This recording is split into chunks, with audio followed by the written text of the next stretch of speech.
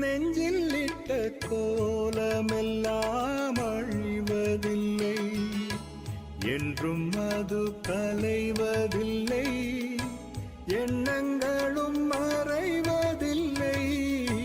நெஞ்சில் இட்ட கோலமெல்லாம் அழிவதில்லை, என்றும் அது கலைவதில்லை, எண்ணங்களும் மறைவதில்லை. அந்த